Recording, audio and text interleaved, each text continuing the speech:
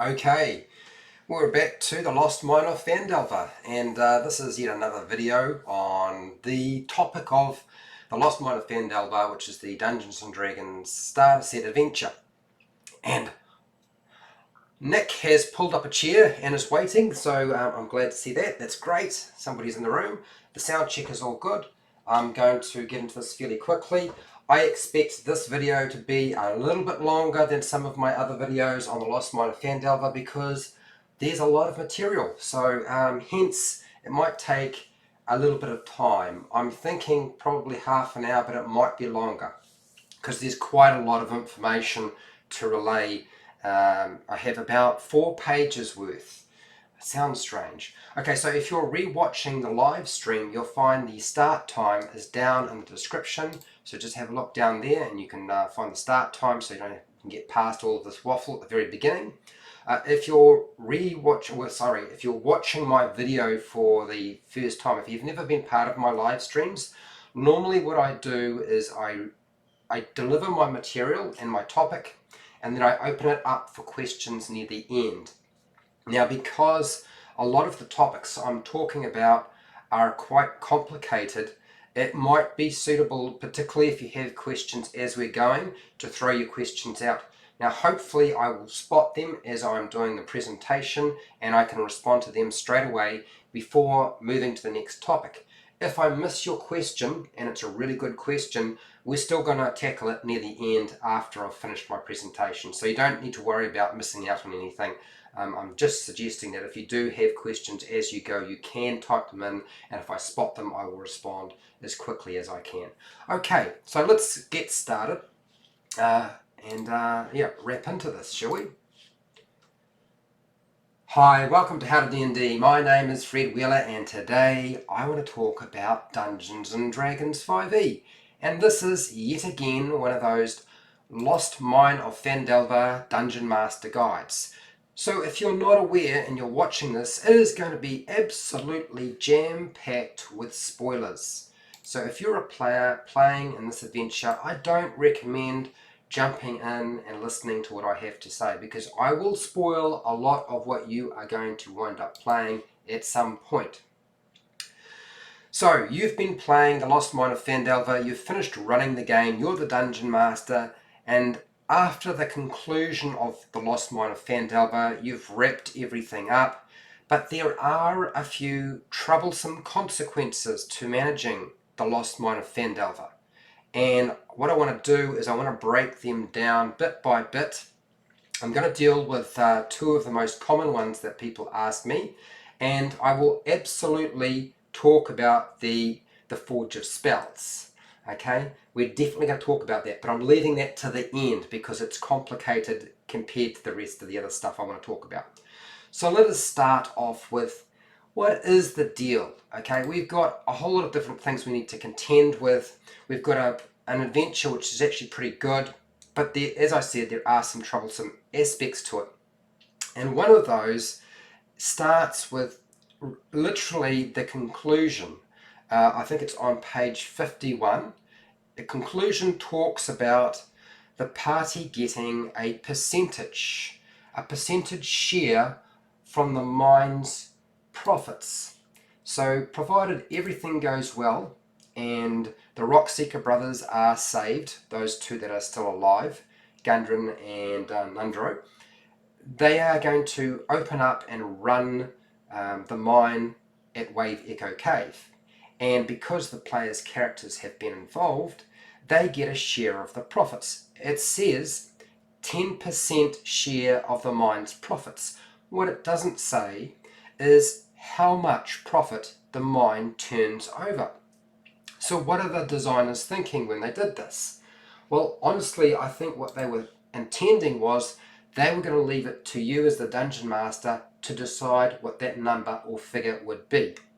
Some Dungeon Masters would allocate more and some Dungeon Masters would allocate less. And some Dungeon Masters might decide that the mine is mined out fairly quickly or has a regular sort of income coming out of it for quite some time. So I think really the designers were leaving it up to you to decide how to manage that. which is why there isn't any significant details on how much money the mine actually makes. So now that we've dealt with that part of it, what money do the characters actually get? Well, I would say right now, does it really matter? Because what are they going to buy with that money, even if you do give them money from the mine, a 10% share? They're going to buy what? Healing potions? Probably a good idea. I suppose they could buy a huge quantity of them so they never run out. They could go and buy that fancy armor, that plate armor that they've always wanted, that they couldn't quite get enough funding for as they were playing the Lost Mine of Phandelver. Maybe they'll finally be able to afford it. Maybe they'll have some backup armor and they'll buy several pairs and one will stay at home. Maybe they will buy a cottage. Maybe they will open up a tavern or an inn. Maybe they will just drink it all away. Honestly, I don't think it really matters the value or the amount of money you allocate to them for that particular task. You could really just pick any kind of number and it probably would be perfectly fine. Now, I realize that that is not the answer that people wanted from me, so I am going to give you a definitive answer. That's my opinion and suggestion. It is just a suggestion and nothing else. It is not set in concrete. It is not written in the adventure itself. And my suggestion is look in the Dungeon Master's Guide. And there is a treasure hoard value section for challenge levels. Now, I would look at challenge level 5 to 10. You could look at the lower level if you wanted to. And usually at the top of that chart, there is a sort of an indication of how much gold value would be held in a treasure hoard. Not an individual sort of treasure looting experience, but a treasure hoard. So I would consider something like the mine like a treasure hoard with a regular income. So what I would suggest is allocate the players per month, or you can set up a different time frame, it's up to you, and give them 700 copper pieces, 7,000 silver pieces, 2,100 gold pieces, and 105 platinum pieces, which they have to share amongst themselves, and that is their 10% share of the actual mining operation. And that value won't increase. In fact, you can probably make that value decrease over time as the mine is churning up and using up the funds and the materials and the wealth that's inside. Okay, so that's what I would suggest. Now, it doesn't have to be presented in coins. It could be presented in something like gems or ore or something like that. Anything that you think would make sense that would be coming out of a mine. So that would be the first thing. This is probably the most common question that I get is how much is 10% on the mine's share of profit? Okay, so I've covered that question. Another question that tends to come up, and often it's overlooked, but not all people tend to overlook it, and that is that mystery map, the mysterious map that they can discover. Now, they're not always going to find this map. Sometimes they won't find it, but there is a mysterious map within the adventure, and it's found in Area 14 of Wave Echo Cave. It doesn't actually state very much about the actual map itself. That's why it's mysterious. It's really leaving it open-ended for you. So what does the map, that mysterious map found in Area 14 of Wave Echo Cave, where does it lead? Well, it's opening it up completely to you, and it actually states there's a little bit of guidance about what to do with the mysterious map. Maybe it's the entrance to the next adventure location or dungeon that they will be exploring, or could explore should they decide to do so. And I've actually already done a video on the next adventure you can run after the Lost Mine of Phandelver, so I would suggest going and checking that out. Don't want to go over that in great detail right now because I've already talked about that topic quite a lot. So check that out, and that'll probably give you a good idea what you can make that map sort of lead to. It might be the entrance to the next adventure, it might be the actual adventure dungeon that they can explore, and they have the entire map already readily available to them. But that's my suggestion. Also too, the characters might not even find the map. It's possible they won't ever discover it. And if they don't ever discover it, then you won't ever have to worry about that sort of problem and what to do with the map. Okay? It can also be a map that leads them to a location that they could use as their next headquarters or home. It might be an old manor, it might be an old castle, it might be something that's underground. It's up to you. So completely up to you as the Dungeon Master. I've provided you with a couple of sort of suggestions, okay? So that's number 2 in terms of troublesome consequences for the Lost Mine of Phandelver. The next one that tends to come up, and that is Phandalin itself. Phandalin is a great location, and the intention of Phandalin is to give the characters a base of operations. But when the characters are now level 5, or at least close to it, and you wrap up, Phandalin is just not big enough anymore. They have really outgrown the location Phandalin. They've already had adventures around Phandalin, and it's been milked to death. We've already had multiple small adventures and side quests and major story arcs all around Phandalin. So you might find that the players, do they really need more of it? Do they want more of it? Is it just going to be something that frustrates them? Because it's Dungeons and Dragons. You have introduced them to a sandbox environment. They've got to explore around Phandalin itself, and the chances are that they're going to go exploring. You've presented them with a world. They know it's bigger than just Phandalin. They're going to want to leave Phandalin and go and explore the world, whether that be the Sword Coast or the whole region of Faerun. Who knows? Look, even the NPCs will offer only minor interest and utility to the player's characters because they've already done that stuff. So what do you do with that? My suggestion to you is don't get tied to Phandalin. Let them explore the world. Let them go somewhere else. It's there. There's plenty of material.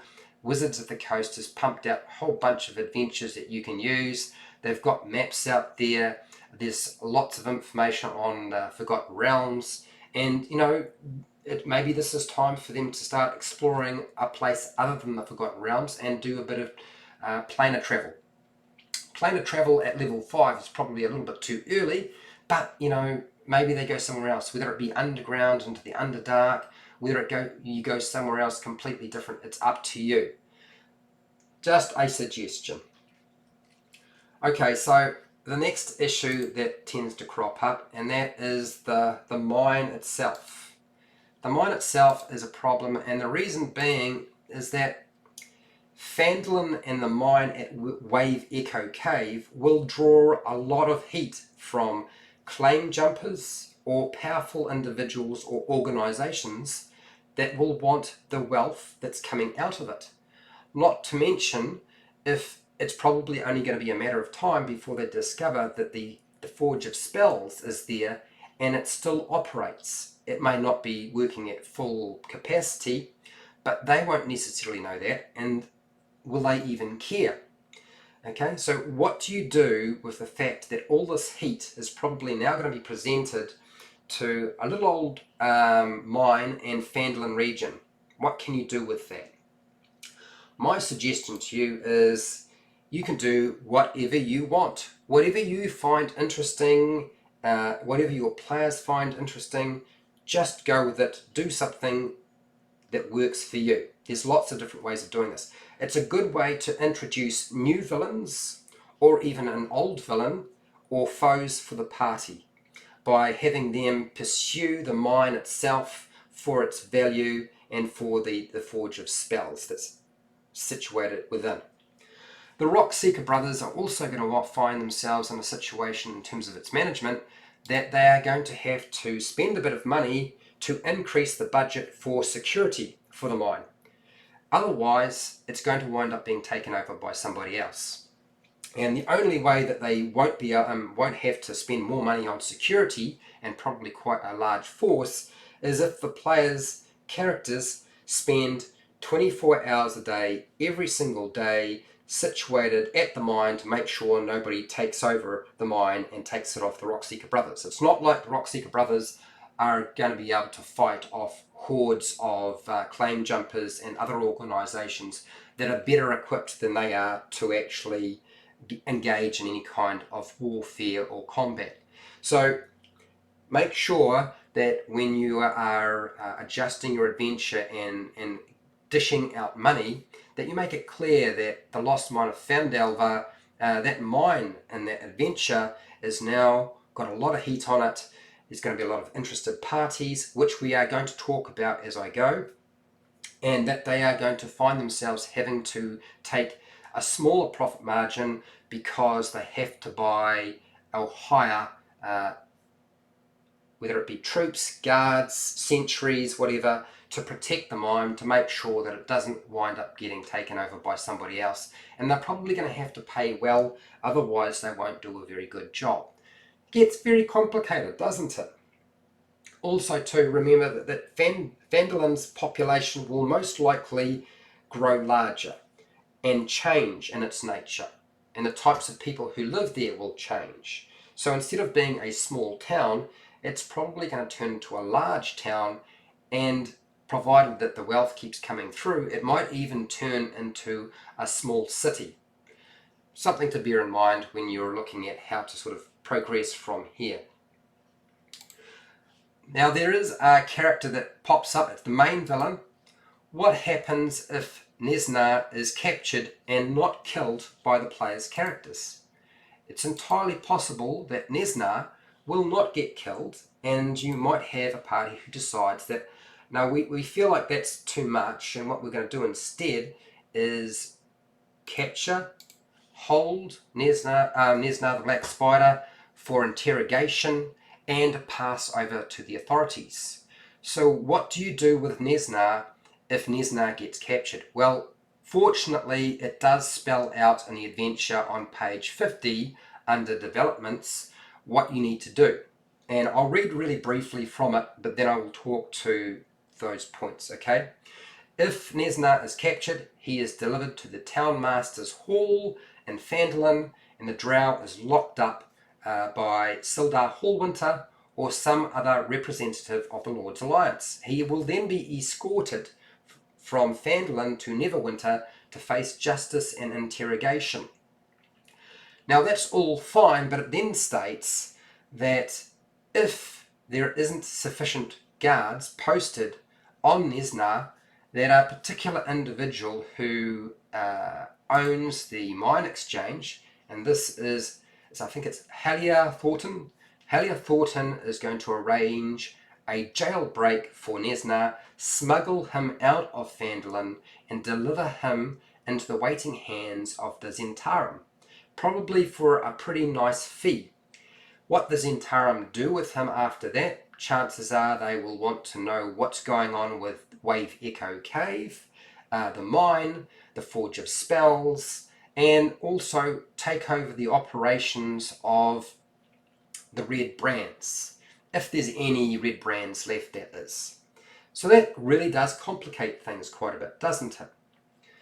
So if Hildar Thornton does break Nesna out of jail, it means that the players are going to have to make sure they post guards on him and escort him to Neverwinter to guarantee that he doesn't wind up getting broken out, because the chances are, as a dungeon master, most dungeon masters will be thinking, well, the players' characters are probably the only ones powerful enough to actually stop somebody doing this, and if they start hiring somebody to do the job for them, it's an open season to let Nesna come back into the game, or at least be broken out and rescued in some way. So that's part of the complications that you might have to face, and your players will certainly find that frustrating if they haven't posted guards and suddenly Nesna does escape. Now, it's not always going to happen this way. Chances are that Nesna might get killed anyway by the players' characters and you never have to deal with this. But doesn't mean that it might not happen, okay? It certainly could happen. What happens if Nesna is killed by the Zentarum? after being interrogated. They might interrogate him and kill him. They might interrogate him and keep him alive and lock him up somewhere. They might interrogate him and send him off on a mission of their own. The Zentarum are very sort of grey in terms of their view of what people do. So if they can find a use for Nesna, they might still utilise him later on. Nesna might not actually make it to the Zentarum. Okay, he might not be rescued. Sildar Hallwinter might actually get him to Neverwinter Courts, where he is tried, executed, or imprisoned. All of that is possible. But the point is that Nesna might reappear as a villain later on in your campaign, dependent on what the players do and how you have your NPCs interact with that whole dynamic. And even if Nesna is killed or dies at the hands of the Zentarum or the player's characters or Neverwinter courts and the justice system, it's still possible, provided there's enough of his body and there's somebody wealthy enough, that they could bring him back to life by raising him from the dead or using something like resurrection. It's probably going to feel a little bit sour to players who find this sort of situation cropping up in their game, but it's certainly an option for you as a Dungeon Master if you think that will add something to your adventure and your campaign. Okay, we've talked about the Zentarum, but so what happens to Phandalin if the Zentarum take an interest in the Rock Seeker's mine? This can get really complicated because the Zentarum are far more powerful and certainly more than a match for characters who are level 5. And they can continue to be a force to be reckoned with no matter what the characters' levels are. As it happens, they could be quite a sticky fish to deal with. The characters could be marked for death by the Zentarum for interfering with their business. If they have managed to discover and stop Halia Thornton's plans and her intention to take over the Red Brands or rescue Nesna, then it's possible that they might put a price on the players' heads and try and have them done away with. All of which makes the continuation of your adventure quite a lot more complicated, but what it does do is it gives you a whole lot of meat that you can use to extend your Lost Mine of Phandelver campaign onward if you wanted to. I didn't actually want to discuss a lot of this detail in what's the next adventure after the Lost Mine of Phandelver, because this requires you to do, as a Dungeon Master, a lot of work.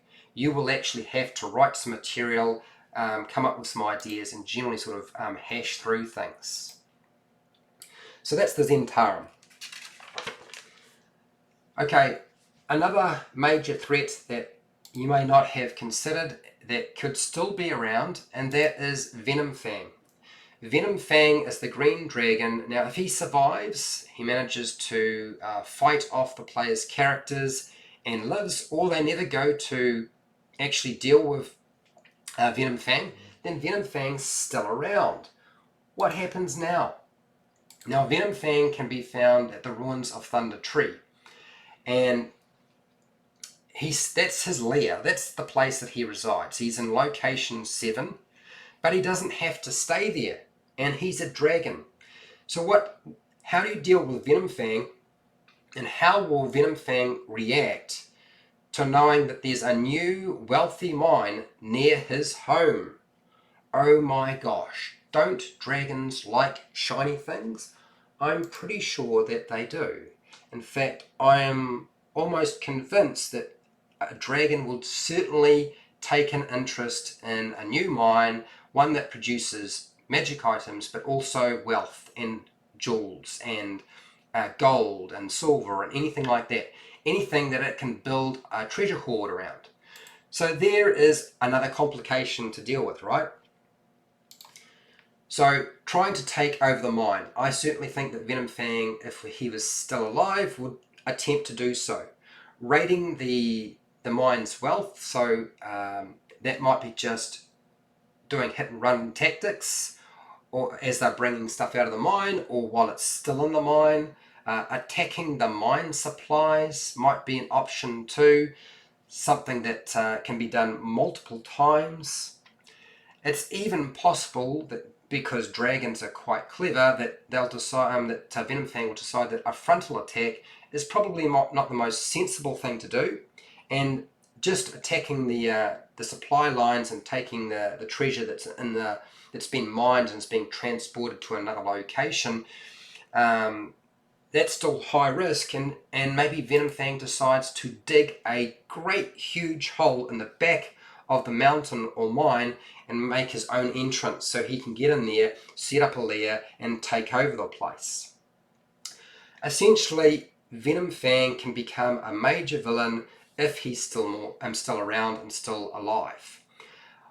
Although, even if Venomfang is not alive, it's possible that a more powerful dragon, if he is alive, could drive him away at later stages if you wanted to, or that a more powerful dragon, now that that Venomfang is no longer around, might decide to reside in this location, and Wave Echo Cave in that mine looks like a very delicious lair for a much more powerful dragon. So things can get a lot more complicated. Just because you have something of value doesn't mean you get to keep it, because there's going to be people or individuals or monsters or dragons who want to take it from you.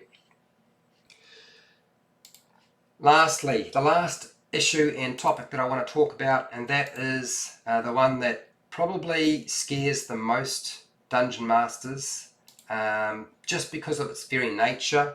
It's always one of those things that you always can get a little bit concerned about, and it's always around magic items and the amount of magic items you can gain. So the Spell Forge, or the Forge of Spells, essentially allows the player's characters to create magic items. And when characters can make magic items, this is always trouble, unless you know how to manage it. If you are a new dungeon master, it's going to be one of those trial and error issues that you'll find out the hard way. All of us have. There is some information on how the Forge of Spells works on page 48 of the adventure, which I'm just going to turn to now, because I want to read through it and just point out that the designers of the adventure have tried really hard to make sure that they can balance out one, giving the players what they want, which is magic items and the ability to have their own sort of custom magic items, and balance out the effect of having too many show up in the adventure. The problem is it doesn't solve the issues. So I want to read out the section on page 48. The Brazier of Green Flame. Okay? A successful DC 15 intelligence or arcana check identifies the brazier as the source of the magic that suffuses the surrounding caverns. This magic has waned over the years to the extent that it can no longer be harnessed to permanently enchant magic items. So they've put limits on the ability for this location, the Forge of Spells, to make magic items. However, any non-magical weapon or armor bathed or bathing in the green flame for at least 1 minute, which isn't very hard to do, becomes a +1 weapon or a +1 armor, respectively, and it doesn't last a long time. It's only 1d12 hours, so a 12-sided dice worth of hours, and it gives you an indication. See Appendix A. The brazier cannot be removed from the Forge of Spells. So it has to stay there, which means it's limited. It can't be transported to another location. Here's the problem though. One, it does open up the adventure to the option to make temporary magic items. They are temporary. They don't last forever, which is obviously good as far as the Dungeon Master is concerned. The magical effect doesn't last long enough to allow the characters to travel very far before it will wear off.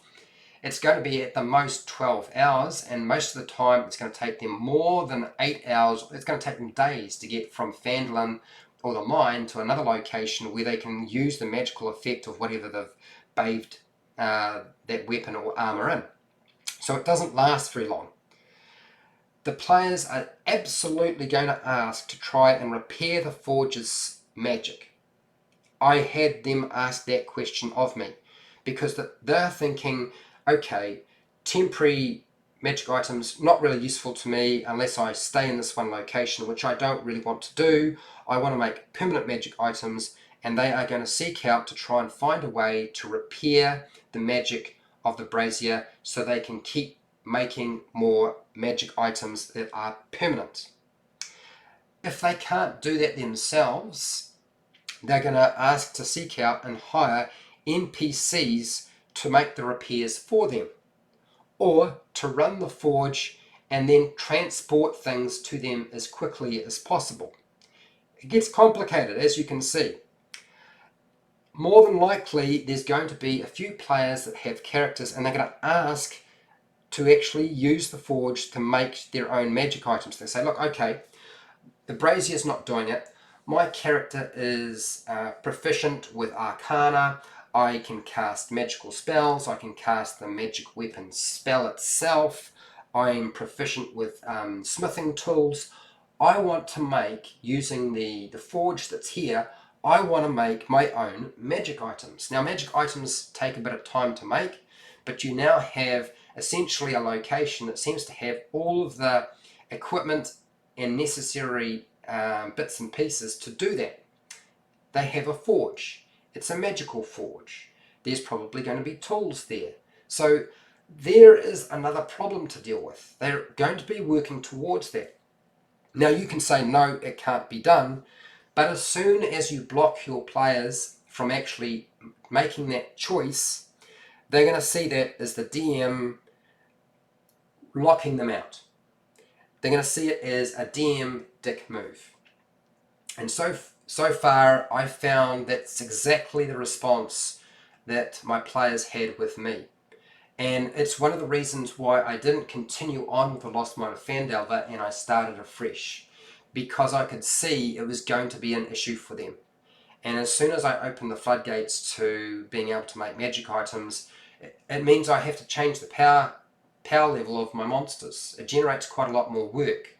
So how do you manage this yourself? Well, you could do what I did, and that is simply stop your adventure once you get to the conclusion, or you could space it out. You might say, look, the only way you can make magic items that are permanent is if you do it yourself, and you must be proficient with Arcana, you must have the right spells to actually cast onto it, you need to take the required time to do so, and most of the time armor is almost impossible to make because it takes so long to make. If you have a look at the way crafting magic items for armor works, it's just so expensive. Things like weapons, I think it's about 10 days or 21 working days to actually get a magic weapon out, but it's only going to be a +1 weapon. Okay, it's not going to be able to be a +2 or a +3. That just takes too long. So you can build in some restrictions that way. And you might say, look, I'm only giving you this much downtime, and as soon as one of these weapons is created or one of these magic items has been created, and the chances are it won't be armor anyway, you can make something happen. Whether there be attack on Phandelver or the mine itself, but you can't keep doing that. Eventually something's got to give. So I do understand the frustration around the Forge of Spells, because it does create a whole lot of problems, and there doesn't seem to be a satisfactory solution to it. It's almost as if the designers looked at this and said, how can we make it more difficult for you to run the game after you've finished Lost Mine of Phandelver? Now, somebody might have come up with a better solution than I have, and I certainly hope that they have.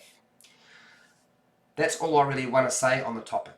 I don't want to say anything more. I think I've said quite enough. So I'm just going to say right now, if you liked this video and you found it informative and useful in some way, or even entertaining, please share and like the video. If you haven't subscribed to my channel and you like this sort of content, please consider subscribing and hitting the bell button to be notified when I go live and when I publish new videos that are pre-recorded. I am now editing down some of my live streams, so you don't have to watch the entire thing if you don't want to. Now, if you want to support my channel, watching this video supported my channel, and thank you very much for sitting around and watching this. I can know it's quite long. I've got many more videos on the Lost Mine of Phandelver. There's a playlist and it's growing consistently pretty much every single week. So you're welcome to go and check that out, and maybe that'll have one of the questions you need answered in there. And if it doesn't, then you're going to let me know what questions need to be answered and I'll do a video on the topic. I have many other videos, not just on Lost Mine of Phandelver, by the way. I don't do Patreon, but down in the description you'll find affiliate links to the book depository and Amazon, where you can buy stuff online. I get a small commission for whatever you buy through the link that you go through. You don't have to buy the thing I have linked to. You just have to go through the link and then search for whatever you want and then buy that, and I get a small commission.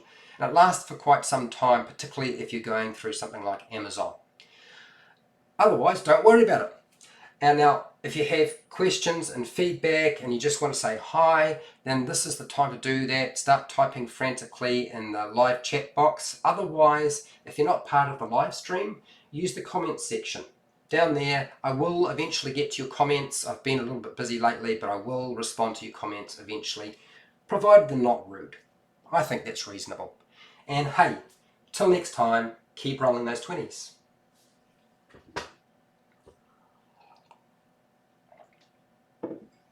Oh my gosh, I got through that. Can't believe it. I think I might have talked for almost just over half an hour. And I'm going to say it, I feel like I did a reasonable job. Just give me a second, guys, while I get the camera in place and stick my face in the appropriate place. And the sound's going to get a bit weird because my head is not pointing towards the egg cartons. So I apologise if it seems a little bit strange. Okay, there we go. Transfer over.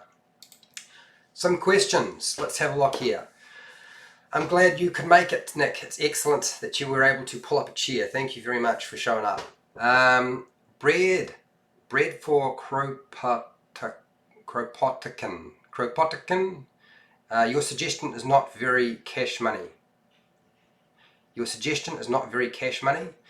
Well, I think it was cash money. I did talk about copper pieces, silver pieces, gold and platinum pieces, but it doesn't have to be cash. It could be gems that they can sell off later on. It could be precious stone, precious metals, anything you want really. I'm just talking about the value. Okay. Right.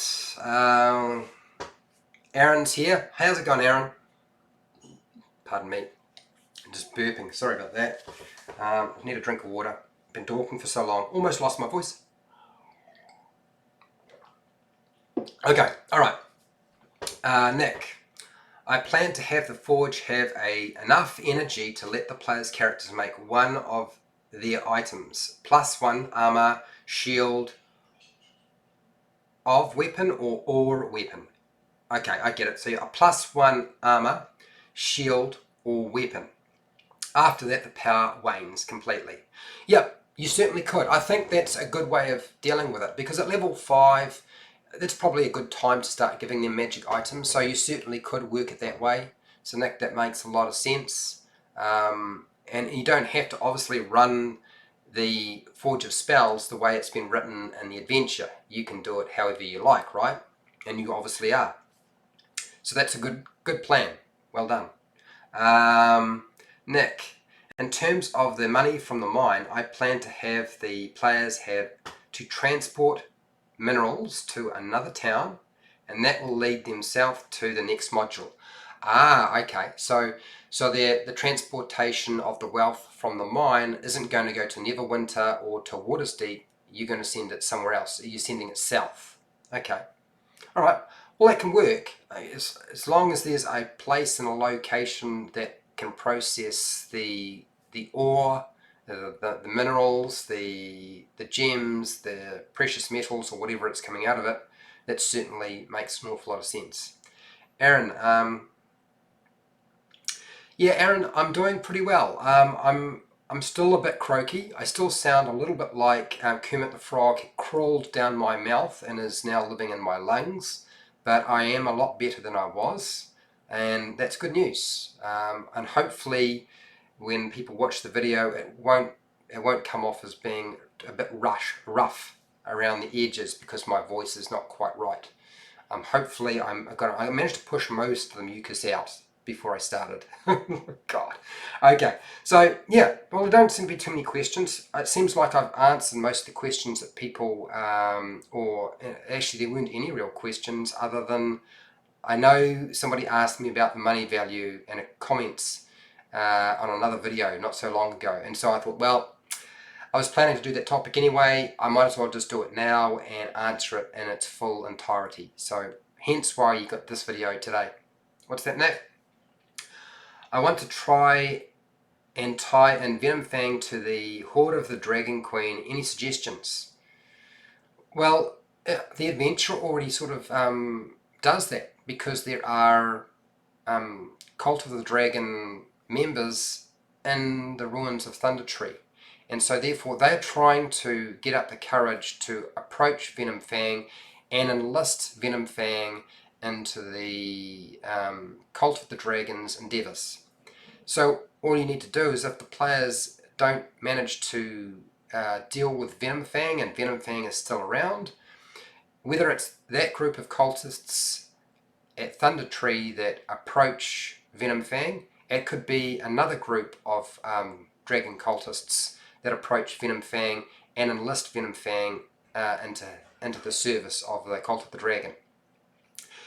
Obviously, to make sure that the Queen of Dragons is able to have a right old fun time all over Faerun. I guess, does that kind of answer your question? I think that's the easiest way to sort of link them up. In terms of Venom Fang and the Horde of the Dragon Queen, there's no reason why Venom Fang can't be part of the very first episode of Horde of the Dragon Queen. Although I feel like if you're going from the Lost Mine of Phandelver into Horde of the Dragon Queen, it's better to start with episode 5. But why not open up with Venom Fang pursuing the group? He doesn't need to necessarily fly into range so they can shoot him with arrows and magic, but he could certainly pursue them, and they might find themselves constantly pursued by a dark speck that flies high in the sky, and that's Venom Fang. He might make the occasional appearance and breathe on them and then fly away, but he could be a consistent nuisance to the party. One of the complaints people have always had about Horde of the Dragon Queen is the lack of dragons in the adventure, and Venom Fang would solve that problem, because he could show up multiple times if he wanted to, just make a cameo or a guest appearance. Pursue them to help him. Well, I'm talking about the Cult of the Dragon would pursue Venom Fang to help them in their endeavours to get the Queen of Dragons, or Tiamat, out of the Nine Hells. But Venom Fang could pursue the group, not to help the party, but to hinder them. And that would certainly be, part of Venom Fang's job when he's working alongside the Cult of the Dragon, with the, while he's in league with all the other dragons that the Cult of the Dragon are pulling into their service. Well, that's what they think. That's what the Cult of the Dragon will be thinking. Does that answer your question, Nick? Hopefully it does sort of cover basically the topic that you wanted me to talk about. It's not really necessarily that easy to figure out from the chat box when you type things in exactly what you mean. I realise that you've got to sort of type in short answers and short questions, and it's much easier obviously to get feedback directly when you're talking face to face. But yeah, let me know if that covered the question that you had, and if it didn't, then I'll try to do a yep, cheers mate. Okay, so I covered that question. Good, awesome. Well, I think that pretty much covers it. There doesn't seem to be anybody else having any questions or feedback. Nobody's told me I've done a terrible job in terms of my presentation on this topic, which I do appreciate. So I'm going to say see you later. So I guess I should tell you what's happening next. I normally tell you at the end of these live streams what's going on next. Okay, so this is what's going on next. Tomorrow is my day off, and on my day off, as most people who watch me know, I paint. And I will probably paint a beholder. The beholder that I made. I want to continue doing the purple worm, but there are some colours that I want that I don't have, and I just don't have the time and money right now to go into the city and buy them and then get myself back. So I'm going to leave that till early October when I go back to the purple worm. I did type in that it was like part 1 of painting that miniature, and so I will get back to that. So I'm probably going to start up doing the beholder, and I'll do a little bit of painting on the barmaid again, just to cover the face and the flesh a little bit more. It's looking a lot better than it was, which is great.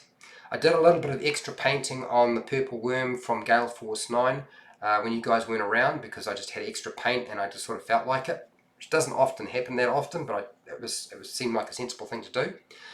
You will notice with my content, because I've been doing daily content, live streamed every single day apart from one day of the week, it's been actually quite difficult for me to maintain, and it's been quite taxing. And I know ages ago I had promised that I would do a live stream and do a rough cut edit of that live stream for people who didn't want the entire live stream to wade through. And so what I'm going to do from now on is on my days off, you'll get the live stream about the Lost Mine of Phandelver or something else for Dungeon Masters or a combat workshop or something like that. I'll do them, and this is the day that I will do it at about this time. Then after that, the day after, that'll be my day off where I do some painting or some modelling or crafting, and you're welcome to sit around and chat about Dungeons and Dragons with me if you want. And then the day after that is usually the day I go and play Dungeons and Dragons. It's a Saturday night for me in New Zealand, and so I go and play with my mates. So usually I will put up a pre-recorded video that wasn't a live stream. I've actually sat down with the camera and filmed stuff and did a bit of editing and made it tidy and so forth, and you can watch that. And then after that I'll do a live stream, and then I will release an older live stream as a rough cut edit and the day after, and then I'll do another live stream, and then I'll do another rough cut edit the day after that, and that'll just give me a bit of time to breathe and prepare material rather than trying to keep up with the breakneck pace that I have been working at right now.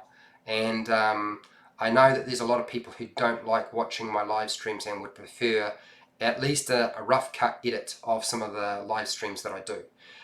What I will also be doing is you'll probably find that there's at least one video for Dungeon Masters that I do that's a live stream per week, and there'll be one video that's for players. And I've actually said that what I will do is, pardon me, I just need to have a drink of water. So this channel is about playing Dungeons and Dragons and how to play Dungeons and Dragons, and it's actually quite broad in terms of the topic and the nature of the videos that I do. But I'm going to do mini combat workshops for people who are new. They will be live streamed, which means that they will be quite short because they'll be mini, and I will have it prepared and set up. I'll use maps and miniatures and dice and so forth, and I will demonstrate like I do with a lot of my videos, but it will be live. You'll be guaranteed that I will do my best to make sure they are accurate, but because I'm usually doing it late at night after I've come back from work and it's like 8 p.m, occasionally you might see those live streams might have a few errors in them. So just bear that in mind. I'm fine with you correcting me and saying, you know, Fred, I think you missed that point, because I can be absolutely guaranteed that live streaming and answering and demonstrating stuff on how to play the games with regard to rules is really, really hard to do without making mistakes. I know when I pre-record a lot of my videos that are around rules that I spend quite a lot of time rewatching pardon me, rewatching the video to make sure I get it right. But I can't do that with live stream. It just doesn't work. So just bear in mind, the live streams might have a few errors in them just because I'm tired. And if you're willing to accept that, great. If it works out and people like it, which I think it's working for some people, so I think I should keep doing it, then I'm going to keep doing it. Okay? Alright. So that's pretty much it. I don't want to say anything else. I'm going to get going before I start coughing up and spluttering everywhere, and go and do something else the rest of the day. So you guys have a good day, night, afternoon. Look after yourself, and I'll see you tomorrow for painting.